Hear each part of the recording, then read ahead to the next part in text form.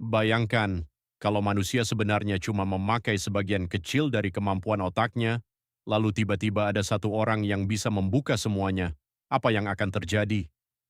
Lucy, seorang wanita biasa yang hidupnya berubah dalam satu malam menjadi sesuatu yang bahkan tidak bisa dijelaskan oleh ilmu pengetahuan. Awalnya, Lucy hanyalah mahasiswi muda yang tinggal di Taiwan. Hidupnya normal, santai, dan jauh dari hal-hal berbahaya. Sampai suatu hari, pacarnya memaksanya mengantarkan sebuah koper misterius ke sebuah hotel mewah. Lucy tidak tahu, koper itu menjadi awal mimpi buruk terbesar dalam hidupnya. Di hotel itu, Lucy bertemu dengan kelompok mafia kejam yang dipimpin seorang bos sadis bernama Mr. Zhang. Setelah pacarnya dibunuh di depan matanya sendiri, Lucy dipaksa menjadi kurir narkoba ilegal. Sebuah zat sintetis eksperimental bernama CPH4 dimasukkan ke dalam tubuhnya lewat operasi paksa. Paket itu dijahit di dalam perutnya, dan Lucy dikirim untuk menyelundupkannya ke luar negeri. Tapi sesuatu yang tidak terduga terjadi. Saat dipukuli brutal oleh salah satu anak buah mafia, kantong narkoba di dalam tubuh Lucy pecah.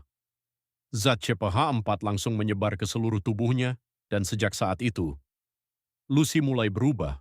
Awalnya ia merasa aneh. Pendengarannya menjadi sangat tajam. Ia bisa mendengar suara-suara kecil dari kejauhan. Penglihatannya berubah. Ia bisa melihat detail yang bahkan mustahil dilihat manusia biasa. Tapi itu baru permulaan. Otak Lucy mulai bekerja jauh melampaui kapasitas manusia normal. 10%, 20%, 30%. Semakin tinggi kemampuan otaknya meningkat, semakin mengerikan kekuatan yang ia miliki. Lucy bisa menghafal ribuan informasi hanya dalam hitungan detik.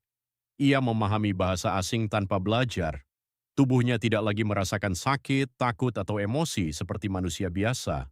Bahkan ia mulai bisa mengendalikan tubuh orang lain hanya dengan pikirannya. Di satu sisi, mafia yang kehilangan narkoba itu mulai memburu Lucy ke seluruh kota. Tapi mereka tidak sadar, mereka bukan lagi memburu manusia biasa. Lucy kini seperti makhluk yang berevolusi. Dalam satu adegan paling gila di film ini, Lucy menghentikan peluru di udara hanya dengan pikirannya. Polisi, mafia, bahkan teknologi modern, semuanya mulai terlihat kecil di hadapannya. Namun semakin besar kekuatannya, Lucy mulai kehilangan sisi manusianya. Ia tidak lagi merasakan emosi seperti dulu. Tidak ada rasa takut, tidak ada rasa sedih. Bahkan konsep waktu mulai berubah baginya. Lucy bisa melihat dunia dengan cara yang tidak bisa dipahami manusia biasa. Di tengah kekacauan itu, Lucy mencari seorang profesor bernama Norman, ilmuwan yang selama bertahun-tahun meneliti potensi otak manusia. Profesor itu terkejut karena teori yang selama ini dianggap mustahil, ternyata benar-benar terjadi di depan matanya. Lucy lalu menjelaskan bahwa manusia sebenarnya memiliki potensi luar biasa yang belum pernah dibuka sepenuhnya. Dan ketika kapasitas otaknya terus meningkat, ia mulai bisa mengendalikan materi, energi, bahkan waktu.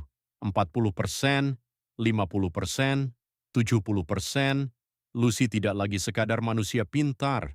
Ia berubah menjadi sesuatu yang hampir seperti dewa. Di akhir cerita, tubuh Lucy mulai melebur bersama teknologi dan informasi. Ia dapat berpindah menembus ruang dan waktu. Bahkan ia menyaksikan masa lalu bumi hingga bertemu nenek moyang manusia pertama. Dan saat kapasitas otaknya mencapai 100%, Lucy menghilang, bukan mati, tapi berevolusi menjadi bentuk kehidupan yang tidak lagi membutuhkan tubuh manusia. Yang tersisa hanyalah sebuah flash disk hitam berisi seluruh pengetahuan yang ia kumpulkan dan sebuah pesan sederhana yang membuat merinding, "Aku ada di mana-mana." Film Lucy bukan cuma film aksi sci-fi biasa.